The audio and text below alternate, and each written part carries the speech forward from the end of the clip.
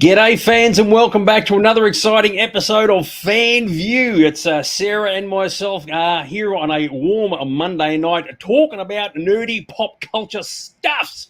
Sarah, how are you going this evening? Rocking the Bowie, I can see there. Yes, I'm going fantastic. Thank you very much, Dags. How about you? Oh, mate, what can I say? I'm so excited and I just can't hide it. I'm about to lose control.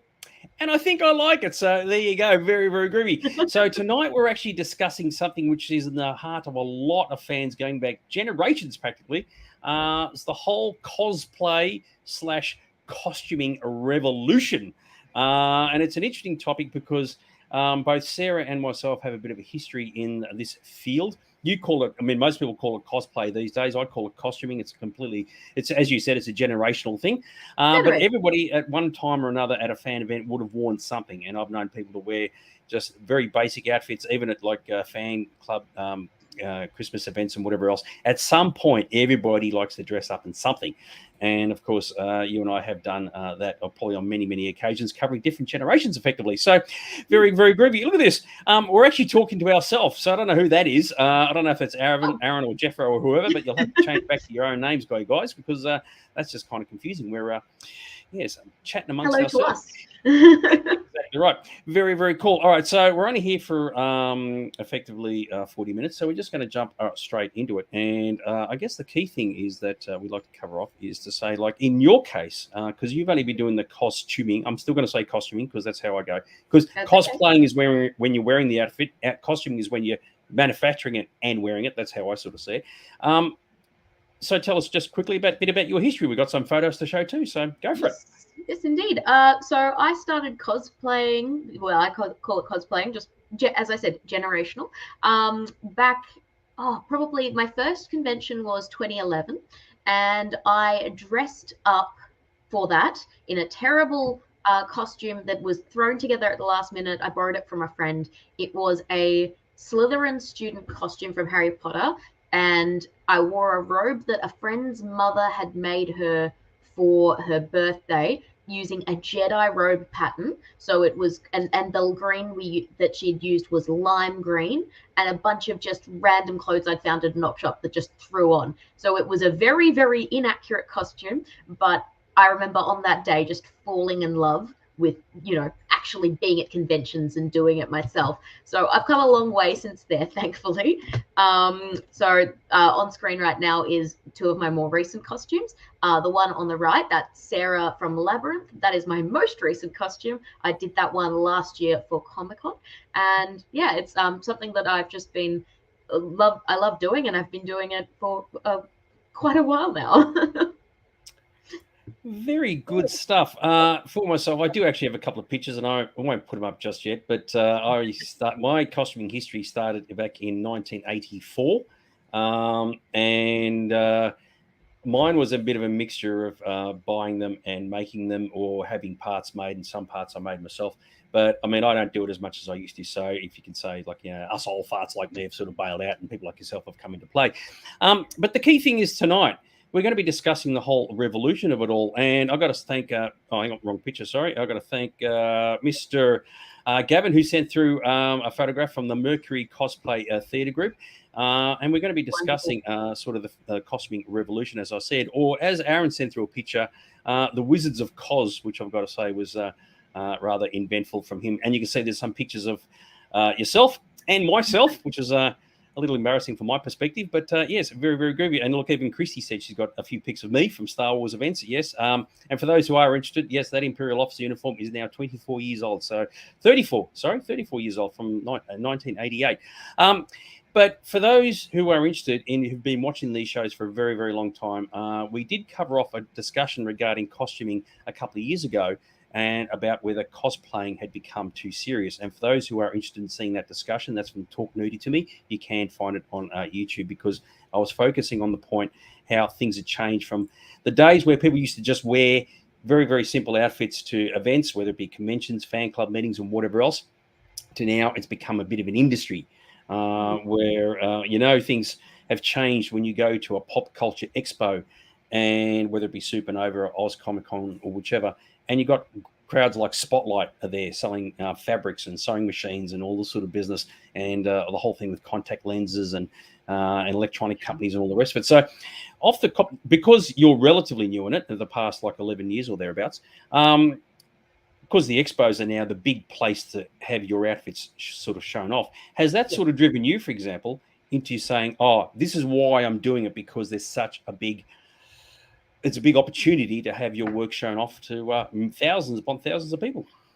Honestly, not really. I just have always enjoyed I like making my own costumes. I like wearing the costumes that I've, made. I like the community of, getting together with other like-minded fans and being like, hey, look at the cool thing we put together.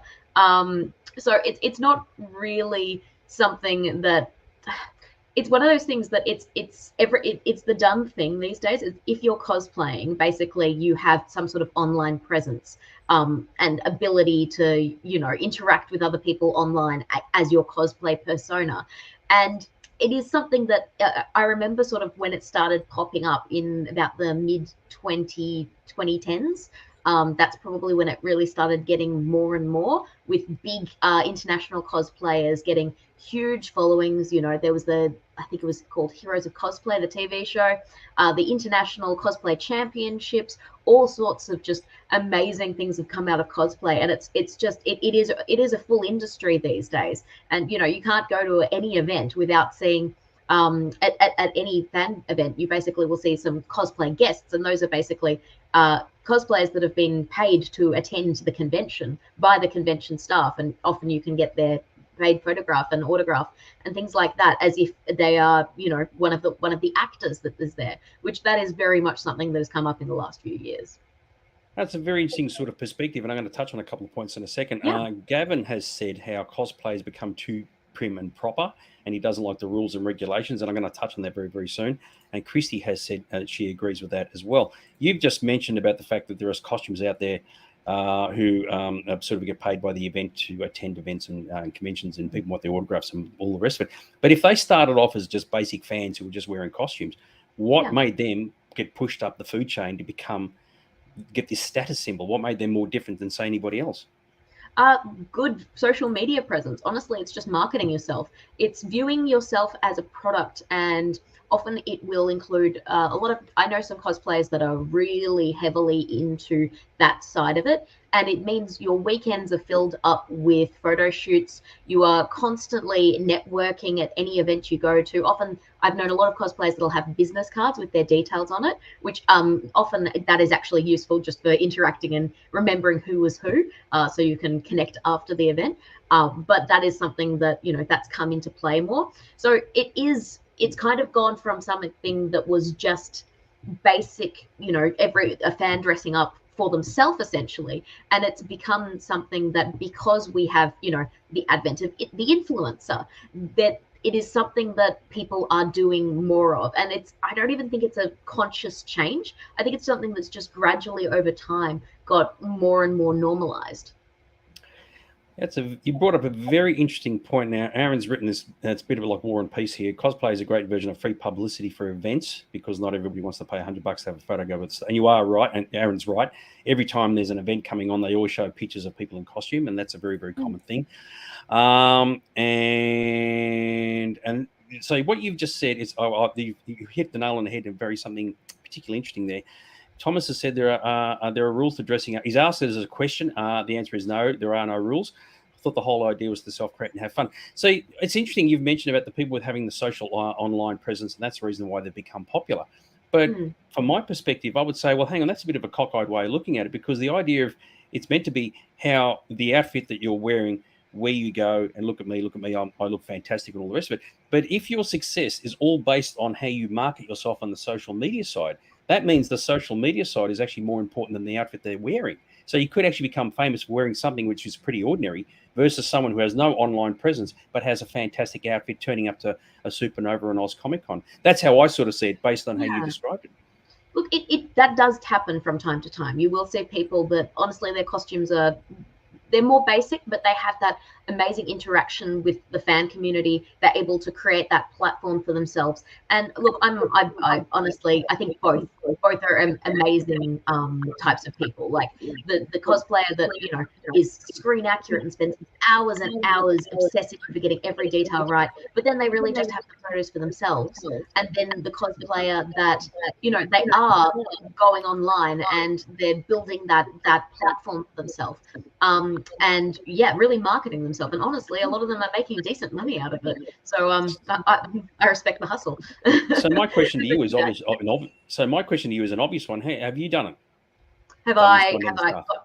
I have an online, I have an Instagram. I used to have a Facebook page, but it's no longer active because I didn't really do anything on it. And I just, it's my Instagram that I use for all public facing things. And that's where I put my cosplays.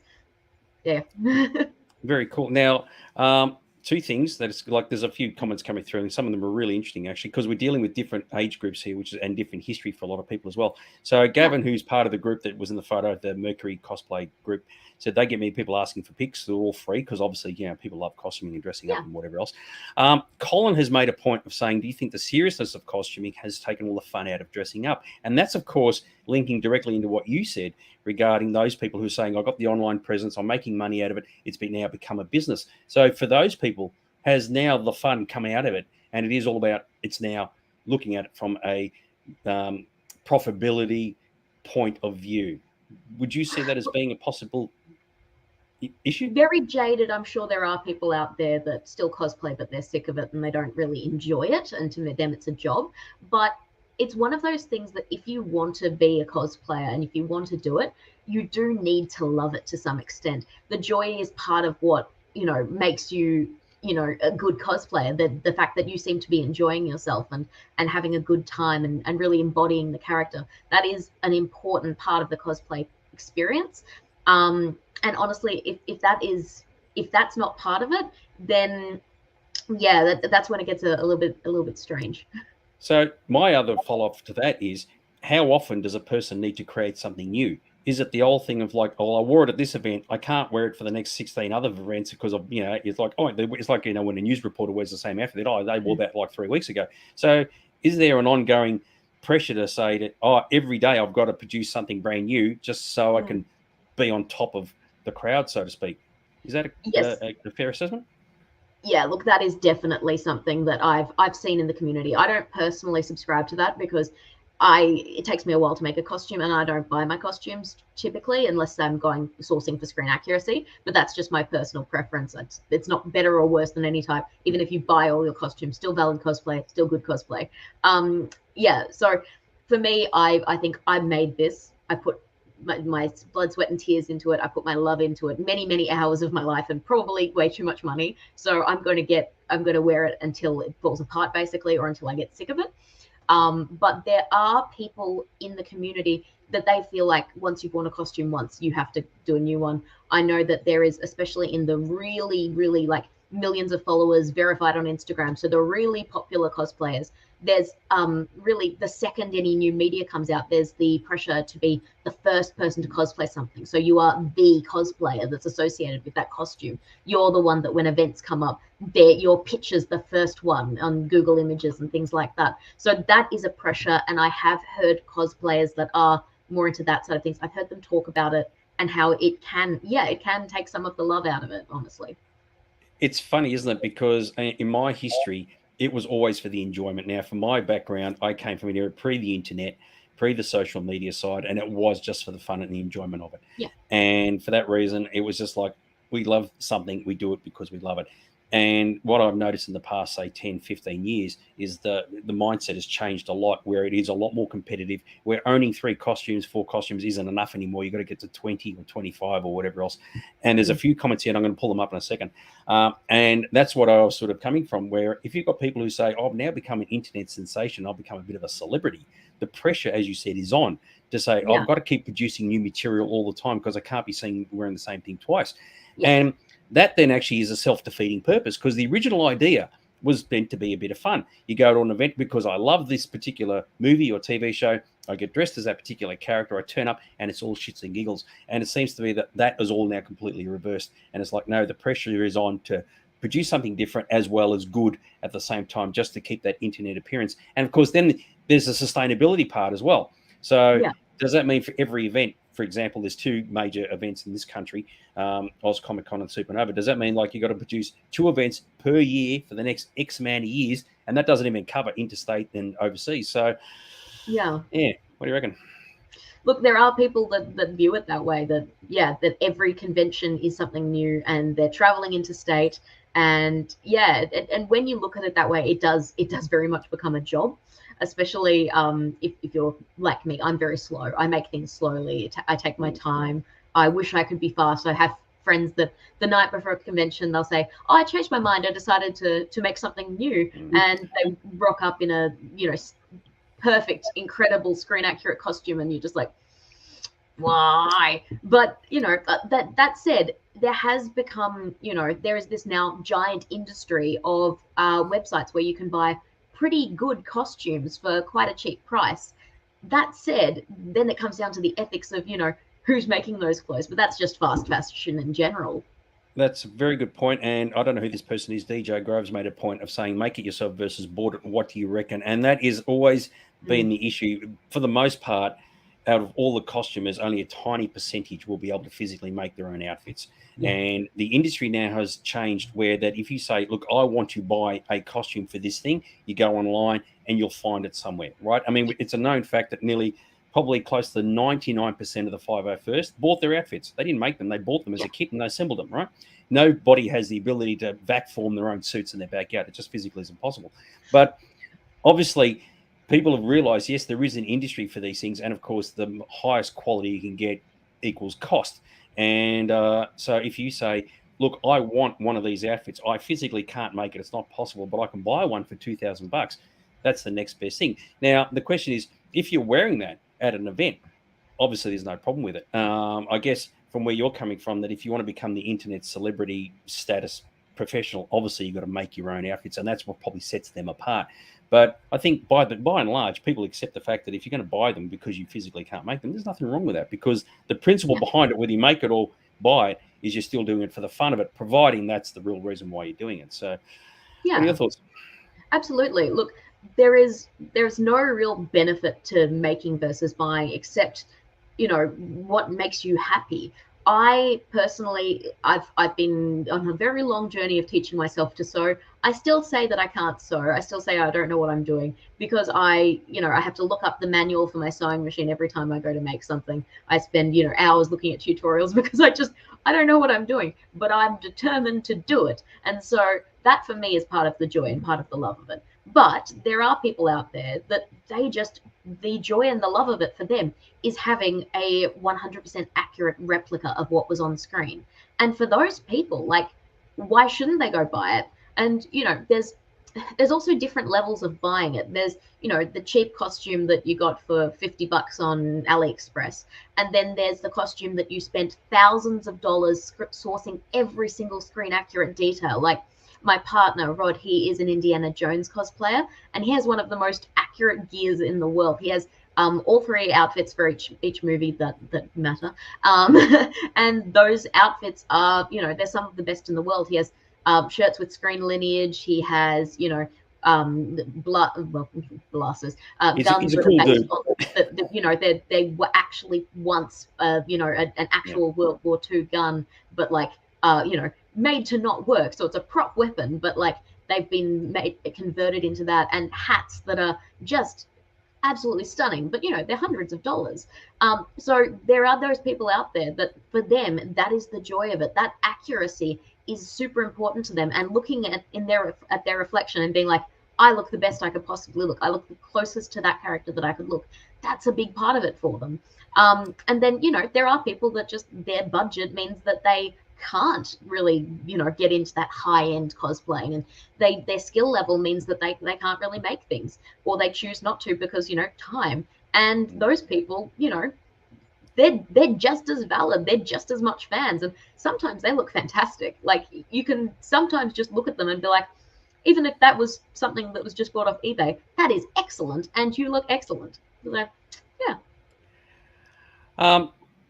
Well, I've got three things I want to bring up, and I don't know which order to bring them up in. Because there are all these comments, I really want to get to them in a second. So Yeah, regarding, okay. you mentioned like Rodney's Indiana Jones outfit and all the rest of it, Yeah. looking really spot on, and Mickey Mouse and all the rest of it. Do you keep this to relatively short answers? Do you think it's because of the expos that, say, in Rod's case, pushed him to? Now I know he's downstairs from you at the moment, but do you think, pushed him to saying, oh, it needs to be the best it could physically possibly be, because when I go to an expo, I want to make sure I'm the best of all the Indiana Joneses who happen to be there? Short answer. To an extent, yes, but also online has been a big part of that. Just online fan forums and things like that. Cool. All right. No worries.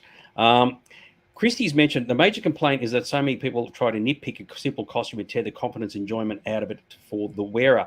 And you're completely right, Christy. The irony being regarding being screen accurate is that for a lot of people, if you ever see actual physical movie costumes, in real life, they look terrible. They look crap, right? Because they just got to work for the film. So ironically, if you were to wear an outfit and it was a bit tattered and a bit jaded and a bit shit, and people go, that looks crap, you go, yeah, but that's actually set accurate. That's actually how it physically looked when it was being filmed. Be interesting to see if you could get away with that one. Now, Rod, ironically, did actually point up, make a thing about screen accuracy is only really matters when pursuing club membership. Now, I'll tell you a funny story.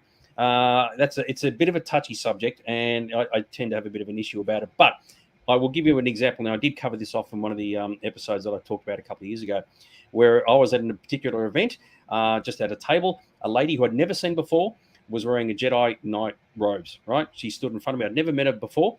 And I said, and she looked fantastic. And I said, hey, you look absolutely awesome. And the very first words that came out of her mouth was, it hasn't been approved yet, right? That's the very first thing she said. It hasn't been approved yet. And I took that to mean that as of right now, it's rubbish. But if it gets approved tonight, tomorrow, it's excellent. And the fact that her mindset was that until it gets approval from the costuming gods of the universe, it hasn't met the standard, even though the next day it did make the standard, right? And I think that if people have that mindset of saying, oh, no, it's got to meet the recognition of all these people who are apparently meant to be better than anybody else, that actually means that there would be a lot of people who don't get approval. And what happens to them? So there's a whole side element to saying, if you're going to push all this time and money and energy into something with the whole idea of being able to join a costuming group, whichever one it happens to be, and you don't make that standard, someone somewhere said, nah, you don't cut the mustard, you could walk away going, well, I spent $1,000 on this thing and I'm not allowed in the group, not allowed to play with the big kids. That could be kind of earth-shattering. So I understand there's a standard, but by the same token, you'd have to think that it's a bit of a kick to the confidence of some people who probably don't have a lot of confidence. What are your thoughts? I have seen that happen as well. I have seen people get rejected for a costume that they've done everything. They've put so much love into this thing. They've spent all the money. They've made elements themselves. They've done everything, and then it gets rejected for a little nitpick or something like that. I've seen also people give up on a costume that they were so excited about. They were so in love with, and then it gets rejected, and then they're like, oh, I hate it now. It's not worth anything. It's worthless to me now. And that morning before they, knew that they were getting rejected, they were so excited and, happy to be there. But then the second it's rejected, they're like, no, that's garbage. And yeah, that to me, look, that is always upsetting. I think, look, if you're putting yourself in a group like that, there are a few of them out there where accuracy is the benchmark and you're going to be held to that standard. It just needs to make sure it's consistent, and you also need to make sure that you are prepared for that criticism and prepared for that rejection. Because look, I'm personally, I've never applied to, so for the Star Wars groups, I've never applied for anything. And yeah, I was in a group a while back, but it was a bit more lax on certain things. It was more, it just needed to look good enough. It didn't need to look 100% the same as on screen. As long as it wasn't, falling apart and it looked good, then you were fine. But yeah, it's a difficult one. Well, that's a very interesting point, because back in the 1990s, I was part of Star Walking. So at that time, in the 1990s, Star Walking was the fan club that ruled the universe. It really did. It was the only fan Star Wars club in the world, aside from the official one. And we actually had our own Star Wars costumes, and we got Lucasfilm approval. So Lucasfilm came out, gave us official approval to go to events and be paid to do it. Now, because what was happening back in the 1990s, corporate events were running Star Wars themed things. They wanted costume characters. So they would go to the licensee, which in this case was Gaffney. Gaffney would contact us and we'd go to the thing, right? Now, by today's standards, a lot of those outfits weren't 100% screen accurate. But as Louise Riley from Lucasfilm said, so long as they're identifiable as being the character, that's enough, because the person on the street won't know the difference as to whether the eyepieces are this far apart or that far apart, or whether, the gloves have a little bit of grey instead of a bit of green or whatever else. And they passed muster. And as a result, we were actually doing paid Star Wars costume appearances back then. Now, I understand these days the world has sort of changed a little bit, and I get that. But I do feel for the people who say, well, as you said, have done something, tried to get into a group or whatever else, and been knocked back, and you go, well, that's it, I'll just take my bat and ball and go home. And it's a bit unfortunate. But you are right. For the average person on the street, that level of accuracy isn't that important. But it depends, I guess, on what it is you're trying to achieve. So I'm just going to move on. So Tari mentioned that she's had so many costumes and had to retire due to wear and tear, and that's usually a good thing. I have known people to say, as you mentioned earlier, you get something, especially if you've made it yourself, wear it loud and proud and get out there and go, you know what, I'm going to wear this 1,000 times because I made it myself. And there's certainly something to be said about people who can do that. Now, back in my day, there was only a handful of people who could physically make them. Remember, there was no internet. We couldn't buy anything anywhere. So if you found a person who was a seamstress, who was a fan, you could say, I would like a Star Trek movie uniform made. And you didn't have to explain what it was. They already knew what it was, and they knew how to make them. It was all great and wonderful. And but when you got them, you go, well, you know what, this is pretty groovy. Oh, we'll wear it till the ends of the earth. And I've had outfits that have literally fallen apart with age and had to be replaced. But that's good on you, Tari, for that one. So anything you want to add in while I'm scrolling through some messages? Look, the only thing I can, I had something before, and it's just I started reading the comments. I'm going to just cut you off before I forget. Sorry, I'm just going to cut you off before I forget. So Gavin has made a point of saying he created his own character and he's free to do whatever he wishes. And he has mentioned that in his theatre group, the Mercury Theatre Group, from the photograph from the start, they intentionally don't go the screen accurate route. They do it purely for the enjoyment of it. So they really could have the scenario of saying, if you want to put a bucket on your head, bang, you're in. And I 100% applaud them for it. And because it takes the seriousness out of it. And of course, if you don't have the money, and you say, well, all I can afford is something from the local costume shop for $50, you're still a part of the group. And I say all power to you.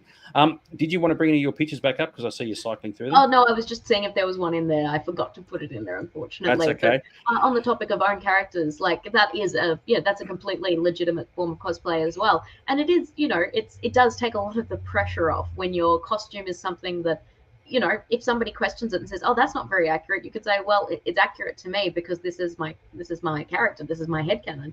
You can't tell me my character is not accurate. What are you talking about? Yeah, exactly. And in the end, if that's what they're picking on, then they're looking at it for the wrong reason. If anything, they should be saying, hey, it's really groovy. I mean, awesome to you. Yeah. It's very funny because I know I keep referring back to my history. In the 1980s, for example, Star Trek movie uniforms from Star Trek 2 and 3 and 4, nobody could make a correct one. It just physically was impossible because the original material from the movies was from the Paramount, your cat's back, good stuff, from the Paramount archives in the 1930s. Now, people here tried to make Star Trek movie uniforms, which are unbelievably complicated and detailed, but no one could get the right material. They couldn't get the right color. They couldn't get the right texture. But everybody had different interpretations as to the red material, and no one complained about anything. They said, well, yours is too dark, yours is too light, but it's all good because you had to work with compromise. And that was really good. Everybody was accepting back then. So there is a school of thought to say that people from my generation, from back in my day, probably did it for all the right reasons, the fun, the enjoyment, and have a lot more acceptability than maybe today. Whereas you said somebody will look at an outfit, and as what Christy mentioned earlier, and go, oh, no, that's wrong, that's wrong, that's wrong, and completely shatter someone's enjoyment of it all. Yeah, that's not cool. Daniel made a mention. He knows people who can backform their own armor. Oh, good for them. I mean, there's 3D printing is the big thing at the moment, and seamstresses are around. So, but not everybody can do it, dude. And I know for a fact that Daniel has all his costumes, and he didn't make any of them. So, there you go. It's each of their own. Sorry, I cut you off. No, that's okay. I just saw somebody in the comments from Twitch, DJ Gravedigger, just commented, where do you guys sit with revealing cosplay? I think it's also a very interesting one, because revealing cosplay is, it is something, it's a little bit more risque. My personal thoughts on it are not a problem at all. Just make sure that it is if it is more revealing than something you'd see on the beach, then maybe a convention full of children isn't the best place for it. That's my only thoughts on the matter. But all power to the people doing it. This is getting a bit political. Politics in some groups unfortunately come into it, that's by alone that is actually a bad thing to say. With some people's costumes not getting approved because others in the group are already doing the particular costume. So that means there's a conflict of interest. In other words, you've got two people wanting to make exactly the same outfit, and one person's having a bitch at the other person, rather than saying, "Hey, you've done a great outfit. I've done a great outfit. Maybe we can trade secrets or help each other out." Yeah, that is a dark path you really don't want to go down, because I think for the most part, most cosplayers do it because they love it, they enjoy it. But by the same token, it's a bit of a boost to their own self-esteem. And I know plenty of people who are a little bit introverted. They put on an outfit, they go, you know what? And people, I'm getting attention. People are getting photographs. I love it. And the last thing you want to do is kick them when they're down, so to speak. That's not good. I know. What do you want to say about that? There are always going to be there's pretty much, unless you are doing the most niche character that no one's going to probably recognize, there's always going to be someone else that's cosplaying the same thing as you. It might not be at the same event, but you will see somebody who's cosplayed the same thing. And that is a good thing, because that means that you are seeing and interacting with other fans, and we are cosplaying these things because we are fans of these things. And to me, that is it's always, to me, so sad when people get really competitive about costumes. And I understand why it happens, and I understand where it comes from. I understand that insecurity, but it is something that it just breaks my heart to see, because we should be, celebrating the fact that we're wearing the same costume. Two people show up in the same outfit. Well, let's get a photo together, because this is amazing. Like, why would that be a negative? Honestly, it just makes me sad. Yeah, I think we're both cuffing the same cloth on that one. Rod I'm not going to read it all out, but he just wanted to say he was looking for screen accuracy with his Indiana Jones thing. And I get it, dude. I mean, there's no criticism whatsoever. And if you can do it, you're doing it for the right reasons, good for you. And there will be people out there who are doing it just so they can show up everybody else. And anyway, there's, especially these days, because prior to the expos coming into play, especially in Victoria, so 2007 is when the Armageddon's kicked off, and that's when the real expo revolution took off. Prior to that, a lot of the costumers just hung out in the fan clubs and the local conventions, whatever else. Once you got to an expo where suddenly you're being viewed by 20, 30, 40,000 people, there was an area of expectation of saying, well, I've now got to boost my wares because I want to stand out from the crowd. And the last thing I want is for Fred standing next to me wearing the same costume to be way better than what I am. So as a result, the quality's sort of been pushed up the food chain because of that, even if the reasons for it are kind of wrong. Because I have, and you would have seen this too, I've seen people dressed as Darth Vader. They put the helmet on. They're just wearing like a skin-tight outfit with a cape, and they're having a good time. They look nothing like the character, but that's not the point of it. The point is they're at least getting into the spirit of it. So, having a great time. yeah. And I've seen that plenty of times. I've got millions of stories I can tell you about this from my day, but that's all right. I don't want to bore the hell out of everybody. The Vile has said he likes it. My guys is Arthur Dent from Hitchhiker, because that's actually one of the best costumes in the universe, because you're just wearing pajamas and a dressing gown, which is particularly groovy. Fantastic. Aaron has said he would actually get the best from him as the Rancor Keeper. Funnily enough, I've seen a Rancor Keeper from a guy who was too skinny for it, believe it or not. But it kind of worked for the theme of the night, so it worked out really well. The amount of, I think it's controls that are not true to reference. I'm not sure what you mean by that, Tara. Do you know what that would mean, Sarah? The amount of, I have a feeling it's a typo, and I'm not sure. Okay, I wasn't sure if it was controls or something else. So, okay, that's the right. Yeah. We'll move on. Rejected by whom exactly? Well, that's exactly right. Now, that's a very good point. I mean, what makes an authority in inverted commas, in a costume group more authoritarian than the person producing the outfit? And that's a very, very good point. And because in the end, unless you've physically been to, well, obviously, let's use Star Wars as a reference, unless you've physically been to Skywalker Ranch in the archives, looked at the outfits personally, as I've done, and say, well, I know exactly what this looks like because I've physically seen it and I've even put one of those on. I think I've got authority to say that, but I wouldn't do that. So it's a very good point. Who's in control of these things? And that's a whole other discussion, I think. So it's also like worth noting that a lot of costumes, when they are scaled to the size of the wearer, little things are going to change. So, Yes. if somebody is bigger than the costume was designed for, you're going to have to basically redesign and repattern that costume to fit you. And yeah, why that is something that needs to be taken into consideration. Slight changes for bodies, because all bodies are Yeah. different. That does need to be something that is accepted. Totally agree with you. Gavin has mentioned, I like this one. Screen accuracy means there should be broken clips, tears, threads, etc., which is true because, as I said earlier, set costumes are absolute crap. And Rod has backed that up and said, "You're right. You can actually got like costumes held together with sticky tape. I mean, if anybody wants to do a Cylon costume from the Battlestar Galactica series, they actually had chrome sticky tape holding them together. So if you did that, then you're actually being as bad as screen accurate as you could possibly be. So, yeah. Tari's mentioned, yeah, there is so much politics, which is not how it should be, but it is. And in my, there was none. Everybody was lauded and applauded for what they did. And if you did do something great, then that was like, well done to you. But hardly anybody ever got it completely perfect because, to be fair, the references weren't available. Unlike today, you want to make a costume of whatever. It's much easier to get all the references, as you said, on social media, on the internet. It's a lot easier to do replicas that look really Mickey Mouse. But people who could do excellent work were Yeah. applauded big time. I even knew a guy. He's not in the scene anymore. He actually made aliens, colonial marines armor from aliens, and he actually made it out of metal. Right, so he didn't vac form. He actually metallurged all the armor, the helmet, everything out of metal. So when people said, "Oh, yeah, just go whack on the chest," they're like, "Oh, that's going to leave a mark." It looked fantastic. So, but he was a step above everybody else in terms of his workmanship. So, yes, very good. Hang on. We have a yes. definition of Sorry? what CRLs are. Hang on, sorry, I cut you. Well, I cut you off. Sorry, can you Both start again? Sully and Tari have jumped in and advised us that CRLs are costume reference library. They are the approval material typically used in Star Wars groups. So, as I said, I've never got into the official Star Wars group, so that's why I didn't know that. No, yeah, right. In the end, they're still looking at books. Yeah. But anyway, let's move on from that. Otherwise, it's a long discussion. Yes.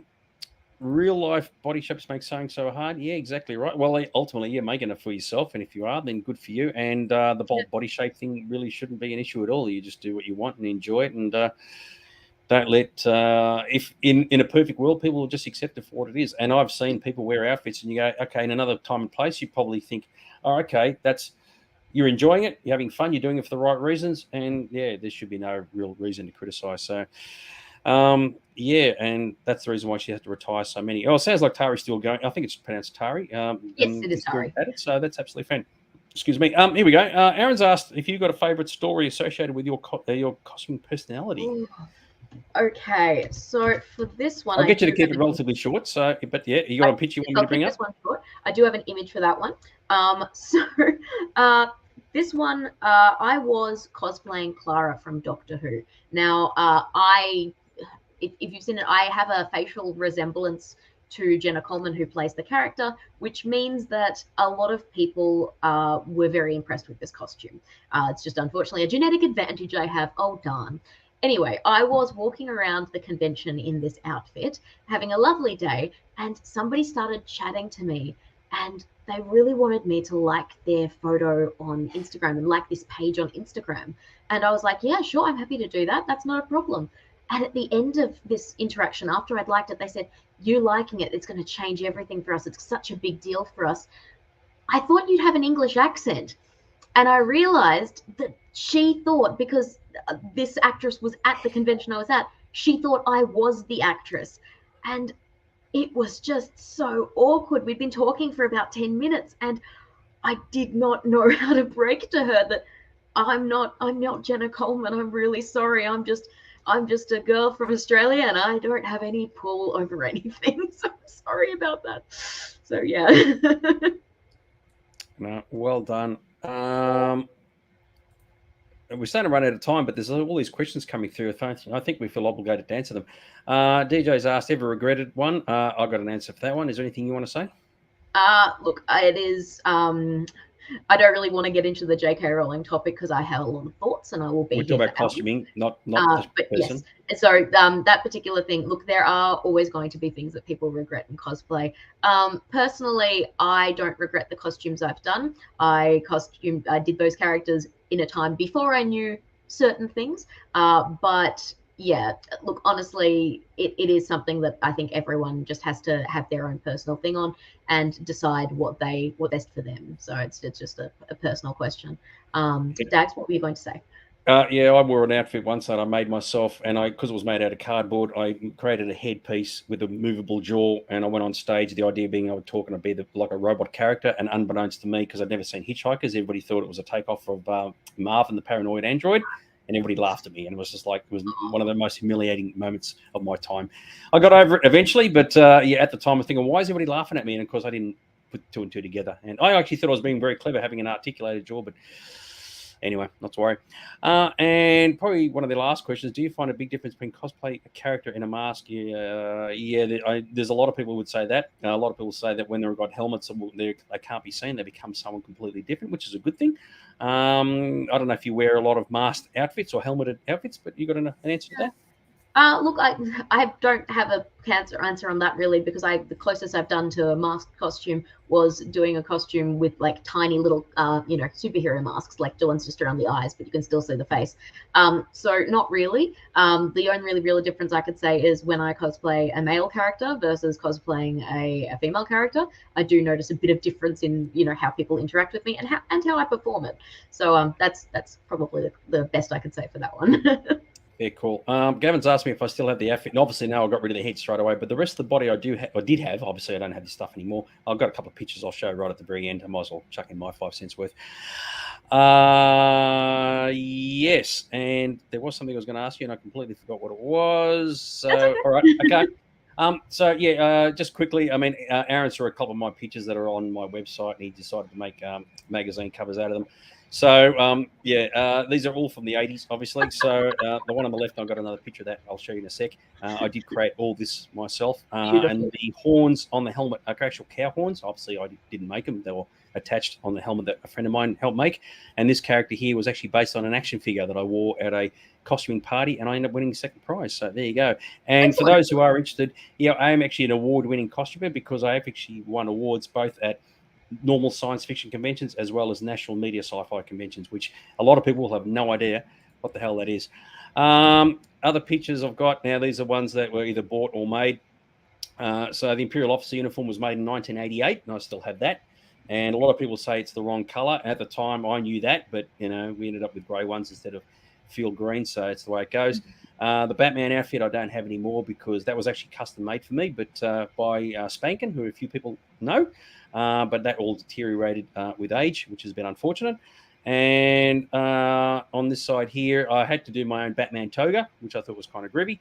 And this is a close-up of that outfit. So I made all that myself, which was sort of grown over a period of years, which was pretty groovy. And this guy here, even though you can't really tell, I made a suit of armor out of cardboard because we obviously didn't have the ability to backform back then. And that's like the mask with the articulated jaw, which I've still got. I still wear for Grim Reaper costumes on Halloween. So that was my sort of claim to fame back then, amongst a few other things. And Gavin, you are right. I did have fun. That was the main thing. Absolutely awesome. Hang on, I can't read that. Sorry.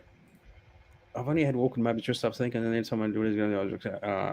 Wearing the shirt. I did have a scenario one time. I was going to a convention. I was very young at the time. I was wearing this black cloak, thinking, "Look how cool I am walking through the city streets." And a gust of wind came from behind and blew the entire thing over my head.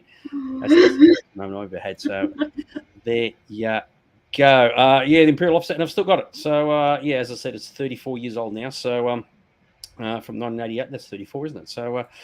Absolutely fantastic. So there you go. Anything we should probably wrap this up because we've actually gone a little over time. Yes. Is there any points that you want to bring up? Anything you wanted to show? You like any photos you wanted to show before we finish? Look, nothing particular. I think if anyone really wants to see my cosplay photos, they can check out my Instagram. It is Coverghoul. Coverghoul, not girl, ghoul. Like zombies. So if you're really interested, that's me promoting my social media presence. So maybe one day I can be one of those famous cosplayers. Yeah. I would just say for those people who are doing it for the right reason, whether they're buying them or making them, they're doing it for the enjoyment of it. And if regardless of whether they're really high quality or really low quality, if you're just having some fun in the process, and sure, some people are investing a lot of money in these things, good on them too, providing they're doing it for the right reason. Each their own. But yeah, there's a big avenue out there now, a place to show them off, not just online, but obviously at the big expos. And if that's working for people, then you're getting tens of thousands of photos, then good on you. But don't let, for those who are worried about it, don't let the so-called approval gods get you down. If they don't approve you, just tell them to nick off and go somewhere else. I'm sure there'll be a whole group of people say, you're welcome with us. So it's not a problem at all. Next week, I haven't got a slide for it, but next week we're going to be talking about the beast on the screen, which is all about the computer gaming industry, the behemoth and the monster that it is, and which is going to be an interesting talk because Sarah plays computer games and I don't. So that'll be so I won't have much to say, which I'm sure some people will be happy about. But that should be very interesting to see how it has changed over the decades and how not the games themselves, but how it has impacted society and people and the future of it, and whether it's a good thing or a bad thing. So there you go. Any final words before we sign off for tonight? Nothing of interest. I'm sorry. I should have a great sign-off line, but I don't. I apologize. Good stuff. And if you want to be honor this show, the next time there's a big costume event on, like Oz Comic Con or whatever, wear a bucket on your head and just saying, I saw it on FanView. So there you go. All right, we'll leave you to it. Party hard, rock on, and we'll see you all next week. Okay, bye for now. Bye.